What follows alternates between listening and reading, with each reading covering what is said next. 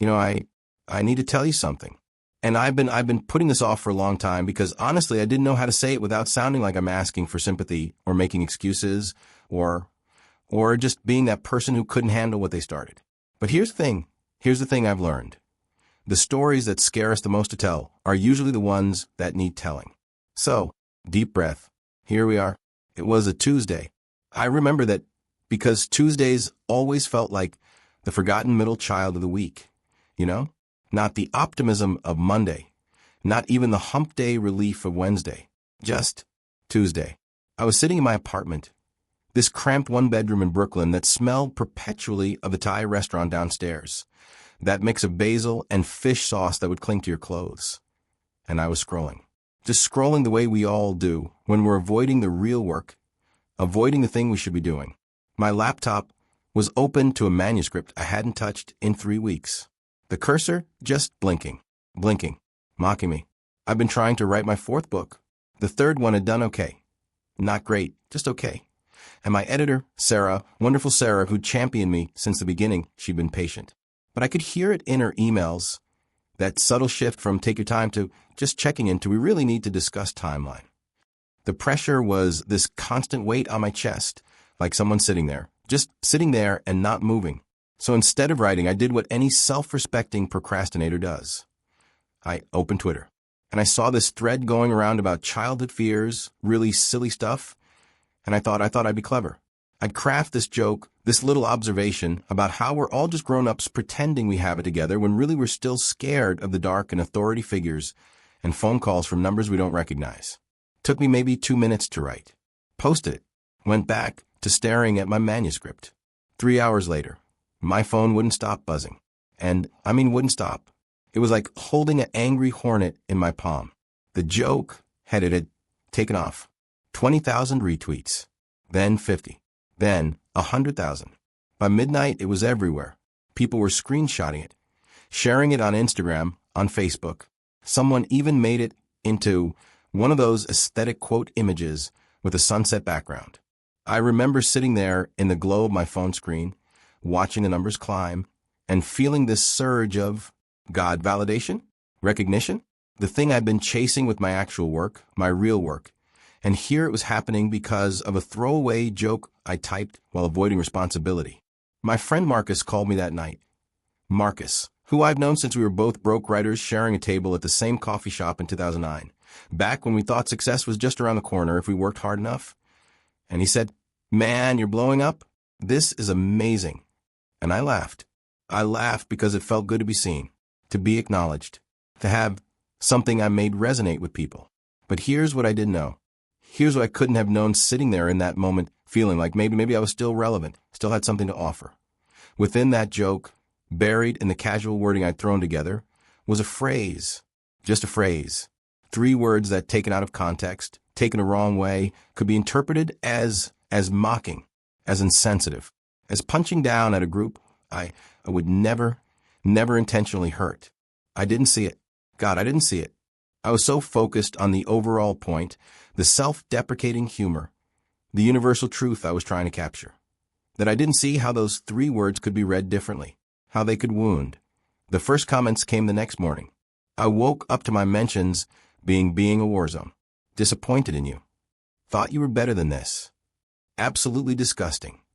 Delete this.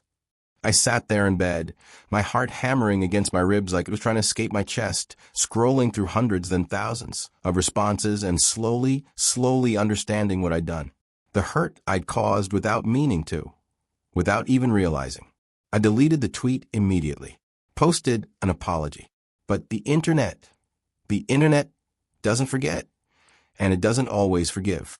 Screenshots of my joke were everywhere, circulating with commentary about how I was a terrible person, a fake ally, someone who'd shown their true colors. Articles started appearing. Author's viral tweet sparks backlash. Think pieces about the responsibility of public figures. My name was trending, but not in the way I'd dreamed about when I published my first book. My publisher called. Sarah called. My agent called. Everyone was concerned and wanted to discuss next steps. The promotional tour for my upcoming paperback release was being re-evaluated. Translation canceled. My speaking engagement at a writers' conference in Portland was postponed indefinitely. Translation never happening. But the professional consequences, those were just the beginning. The real damage, the stuff that kept me up at night staring at the ceiling while sirens wailed outside, and that Thai restaurant smell seeped through the floorboards, that was personal. My mentions became a daily assault of anger and disappointment. People dug through my old tweets, my old blog posts, looking for more evidence that I was secretly a bad person.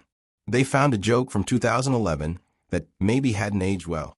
A casual comment from 2014 that could be read as problematic. Nothing genuinely hateful, nothing I'd meant with malice, but enough to build a narrative. That I'd always been this way and just hidden it better. Friends started pulling back. Not all of them, not the real ones, but enough that I noticed. Invitations stopped coming. Group chats went quiet when I posted. Sarah stopped responding to my emails as quickly. I'd sit in my apartment, that same apartment with a blinking cursor and the Thai food smell that now made me nauseous. And I'd feel invisible, like I'd been erased, like I was being punished not just for what I'd done but for who I was, and maybe who I'd always been without realizing it. I tried to explain, tried to engage with some of the criticism, to show I was listening, learning, growing. But every attempt felt like throwing gasoline on a fire. Look at him trying to make it about himself. This is what white fragility looks like. Just take the L and go. So I stopped trying, went silent, disappeared from social media entirely, which felt like amputating a limb I didn't realize I'd been dependent on. The worst part, and I remember this moment so clearly it still makes my throat tight, was running into another writer, Jennifer, at a bookstore in Manhattan about a month after everything happened. Jennifer and I had been friendly. We'd been on panels together, grabbed drinks at conferences, supported each other's work. We made eye contact across the fiction section, and I saw her see me, saw her face do this complicated thing where recognition turned into what? Discomfort? Disappointment? She looked away, pretended she hadn't seen me, turned down another aisle, and I stood there holding a copy of someone else's book, feeling like I'd been punched in the stomach, this hollow ache spreading through my chest. I went home, sat on my couch, didn't turn on the lights as the sun set and the apartment filled with shadows. Just sat there in the dark, listening to the muffled sounds of the city through my windows, and thought, this is it. This is how it ends. Not with my books being remembered, not with the stories I'd poured myself into mastering, but with a stupid, thoughtless joke I wrote while procrastinating. This would be my legacy. The guy who said the wrong thing and lost everything. You have to understand something about failure. Real failure. Not the kind we romanticize in keynote speeches or Instagram captions. It doesn't feel cinematic. It doesn't feel like a montage where you're sad for a bit and then Eye of the Tiger plays and you get back up stronger. It feels like drowning in slow motion. It feels like every morning you wake up and for just a split second, maybe 2 seconds if you're lucky, you forget. And then you remember. And the weight comes crashing back down. I stopped writing. Completely. The manuscript for my 4th book sat untouched on my laptop. And eventually I couldn't even open the file without feeling this crushing sense of fraudulence. Who was I to tell stories? Who was I to think I had something valuable to say when I'd proven I couldn't even craft a tweet without causing harm? The cursor kept blinking, but I wasn't there to see it anymore. My sister called me every few days. Emily, who's younger than me by 3 years, and who's always been the more grounded one. The one with the steady job and the healthy relationship and the life that made sense. She'd ask how I was doing, and I'd say fine, because what else do you say? How do you explain that you're becoming a ghost? That you're going through the motions, showering, eating, sleeping. But you're not really there? One night, she showed up unannounced. Just knocked on my door at 8 p.m. with Thai food from a different restaurant, not the one downstairs. And when I opened the door, she took one look at me, and her face just crumpled. "Oh, honey," she said. Just that. "Oh, honey." And we sat on my couch, and she didn't make me talk, didn't make me explain. Just sat there while I picked at pad thai and stared at the wall. You know what the worst part is? I finally said, breaking maybe an hour of silence. The worst part is that they're not wrong. Not entirely. I was careless. I was thoughtless. I hurt people without meaning to. But impact matters more than intent. Right? That's what they say. And they're right. But I also don't know how to exist in a world where one mistake, one moment of not thinking carefully enough, defines everything else. Emily was quiet for a long time. Then she said, "Remember when you were writing your second book and you were convinced it was garbage? You called me at like 2 a.m. crying because you thought you'd never write anything good again. That's different. Is it? You were so deep in your own head, you couldn't see what you'd actually created. And yeah, this is different, this is harder, but you're doing the same thing. You're letting the worst moment define the whole story." I wanted to believe her. God, I wanted to believe her. But believing her meant facing everything. The guilt, the shame, the genuine harm I'd caused. And I didn't know how to do that without being destroyed by it. The emails from my editor eventually stopped coming. My agent stopped calling. My social media accounts collected dust. I got a part-time job at a bookstore in Fort Greene, shelving books and helping customers find things. And there was something darkly funny about that. Spending my days surrounded by the work of writers who'd managed not to implode their careers with a single tweet. One afternoon, maybe 4 months after everything happened, I was shelving books in the memoir section and I overheard 2 customers talking. One of them picked up a copy of my 3rd book, my last book, probably my final book, and said to her friend, "Oh, I heard about this author. Didn't he have like a whole scandal?" Her friend shrugged. "Yeah, I think so. I remember seeing something about it." They put the book back, moved on to the next shelf, didn't buy it. I stood there holding a stack of new releases. And I felt nothing, not anger, not sadness, just this vast emptiness where something used to be. Like I'd been hollowed out and the wind was blowing through me. That night I sat down and did something I hadn't done in months. I opened a blank document and I started writing. Not the novel, not something for publication, just words. I wrote about the joke, about the backlash, about the silence that followed. I wrote about standing in that bookstore watching customers reject my work based on a reputation I'd built in a single careless moment. I wrote until 3 a.m., until my eyes burned and my back ached and my hands cramped. And when I was done, I didn't feel better exactly, but I felt less trapped. Like maybe there was a way to metabolize what had happened instead of just being paralyzed by it. I started meeting with a therapist. Her name was Dr. Reeves, and she had this office in Park Slope with plants everywhere and soft lighting that didn't feel clinical. The first session I barely spoke. Just sat there on her couch, wringing my hands.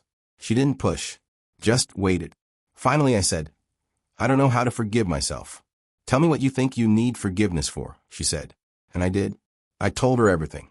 The joke, the backlash, the pain I'd caused, the friends I'd lost, the career that had crumbled, the person I thought I was versus the person I'd revealed myself to be. She listened. Then she said something I still think about. "You're carrying 2 kinds of guilt. There's the guilt for the actual harm you caused, which is appropriate and necessary. That guilt should motivate you to do better, to learn, to grow. But then there's the guilt for being imperfect, for being human, for making a mistake. And that second kind of guilt, that's just punishment. That's not productive. That's just you deciding you don't deserve to exist unless you're flawless." Week after week, I went back. Week after week, I untangled the knot of shame and regret that had been choking me. It wasn't fast. It wasn't easy. Some sessions I left feeling worse than when I arrived, dredging up memories of every time I'd been careless, every time I'd said the wrong thing, every time I'd failed to live up to my own values.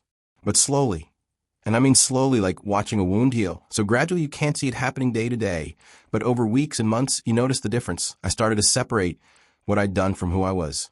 Started to understand that I could acknowledge the harm without believing I was irredeemable. That I could learn and change without performing that learning for an audience. I started writing again. Not the novel that had been due. That was dead. And my contract had been quietly terminated. But I wrote essays, reflections, explorations of shame and accountability and the impossible tightrope of trying to be good in a world that's always watching. I didn't publish them. They were just for me. Practice in being honest. Practice in sitting with discomfort. Marcus reached out after 6 months of silence. Just a text. Coffee? We met at our old spot, the one we used to share when we were both striving and struggling. Sat across from each other with our cups. And for a while, neither of us spoke. "I'm sorry," I finally said, "for disappearing. For not, I don't know, for everything." He shook his head. "I'm sorry I wasn't there. I didn't know what to say, And instead of figuring it out, I just wasn't there. That was wrong. We talked for 3 hours about what had happened, about how he'd been afraid of being associated with my controversy, afraid it would hurt his own career, about how he regretted that fear, about how I'd learned to sit with guilt without being consumed by it. It wasn't like everything was fixed, wasn't like we went back to exactly how we'd been, but it was a beginning, a small step toward rebuilding something real. Here's what I wish I could tell you, that there was a moment of redemption. I wrote a brilliant essay about what I'd learned, and it went viral in a good way, and everyone forgave me, and my career was restored, and I got a book deal, and lived happily ever after. But that's not how this works. That's not how life works. The truth is, Messier, the truth is that a year later, I'm still that guy who said the wrong thing. I still can't tweet without triple-checking every word. I still sometimes wake up at 3 a.m. with my heart racing, remembering the feeling of watching my world collapse in real time. I still avoid certain bookstores, certain conferences, certain situations where I might run into people who remember. But I finished writing something new, not a novel. A collection of essays about failure and shame and trying to be better when you've already proven you can be worse. Raw stuff, honest stuff, stuff that makes me uncomfortable to have on the page because it doesn't paint me as the hero or even the victim, just as a person who screwed up and has to live with that. I didn't try to sell it to a major publisher. Didn't want to put Sarah in that position. Didn't want to hear the polite rejections. Instead, I found a small independent press, 3-person operation run out of someone's apartment in Queens that believed in messy, complicated stories. They published it last spring. Print run of 500 copies. Not the New York Times bestseller I'd once dreamed of, but honest, real. The reviews were mixed. Some people thought I was still making excuses. Some people appreciated the vulnerability. Some people hadn't heard about the original scandal and were just confused about why I was so preoccupied with this one tweet. But the reviews didn't matter as much as I thought they would. What mattered was that I'd done the work, put the truth on the page, tried to metabolize what had happened instead of running from it. I still work at the bookstore, got promoted to shift manager, which means I do a lot of inventory and scheduling and customer service. It's not glamorous. It's not what I imagined when I published my first book back in 2012, back when everything felt possible and I thought I was on an upward trajectory that would never stop climbing. But it's stable. It's real. And there's something grounding about the physical work of it. Lifting boxes, organizing shelves, recommending books to strangers who don't know or care about my past. A few months ago, a young writer came in, couldn't have been more than 22, 23, clutching a manuscript and asking if we knew any agents or editors who frequented the store.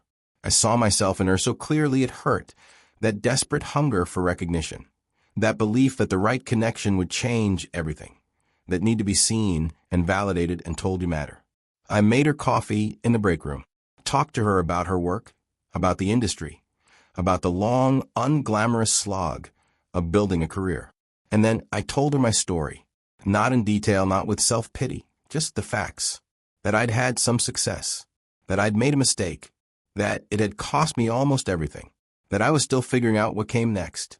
She was quiet for a long time. Then she said, "But you're still writing?" "Yeah," I said. "Not the way I used to. Not with the same expectations. But yeah." "Then you didn't lose everything," she said. And I didn't know what to say to that, because she was right and she was wrong. I had lost things I'll never get back. Opportunities, relationships, the version of my career I'd been building.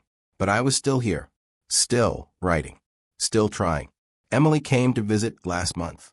We walked through Prospect Park on a Saturday afternoon, the leaves starting to turn, that first hint of autumn chill in the air.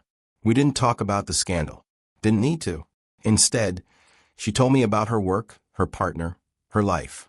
And I told her about the essay collection, about the young writer, about how I was trying to build something smaller and more sustainable instead of chasing the validation I used to crave. "You seem lighter," she said at one point. "I don't know if that's the right word," I said. "Maybe just less heavy." She smiled. "That counts. Dr. Reeves and I still meet every other week. The work doesn't end. The reckoning with who I am versus who I want to be, that's ongoing. I'm learning to sit with the discomfort of being both someone who caused harm and someone who's trying to do better. Learning that those things can coexist. That growth isn't a straight line. That you don't get to declare yourself healed and move on. You just keep doing the work day after day and hope that over time it adds up to something meaningful. I don't know if I'll ever write a big, successful novel again. Don't know if I'll ever have the career I once thought was my destiny. The truth is I might be the cautionary tale other writers tell. Be careful what you post. Remember what happened to that guy. And I have to be okay with that. Have to accept that I don't get to control my narrative or how people remember me. But here's what I do know. I'm still here. I'm still writing. Even if it's smaller and quieter and less celebrated. I'm still learning. Still growing. Still trying to figure out how to be a good person in a complicated world where one mistake can feel like the end of everything. The cursor still blinks on my laptop, but now most days I'm there to meet it. I sit down with my coffee from the Thai place downstairs because I've made peace with that smell, let it become part of the landscape of this chapter of my life. And I write, not for an audience, not for validation, just because there are still stories that need telling and because the alternative, silence, erasure, giving up is worse. Last week someone recognized me at the bookstore. Not for my books, from the scandal. I saw it in their eyes, that moment of recognition and judgment. My stomach dropped. The old panic started rising in my chest. But I took a breath, smiled, asked if I could help them find something. No thanks, they said and walked away. And I went back to shelving books. Because that's the work now. Showing up, being present. Doing the next right thing even when it's uncomfortable. Even when it hurts. Even when you're not sure it matters. I don't know how this story ends. Don't know if there's redemption or just continuation. Just the daily practice of being human, being flawed, being better than I was yesterday, while accepting I'll never be perfect. But I'm still here, still learning, still writing. And some days that's enough.